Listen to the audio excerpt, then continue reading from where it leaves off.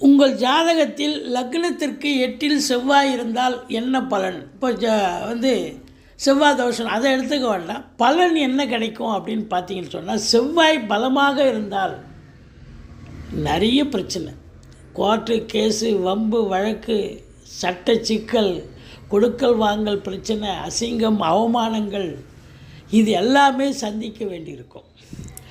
ஆனால் அதே நேரத்தில் அந்த 8ல் இருக்கும் செவ்வாய் பகவான் பவர்லெஸ், பவர் இல்லாமல் நீச்சமாயோ இல்லை கெட்டவனுடைய பார்வை பார்த்தோ இல்லை கெட்டவனுடைய சாரம் பெற்று இருந்தாலோ அது பாசிட்டிவாக மாறும். வீடு வாசல் அமையிறது, நல்ல புகழ் உச்சிக்கு போகிறது, ஒரு விஐபி ஆகிறது, சொத்து சுகம், கணவன் மனைவி ஒற்றுமை, இப்படி எல்லா நிலைகளிலும் அந்த செவ்வாய் பாசிட்டிவாக வேலை செய்வார்.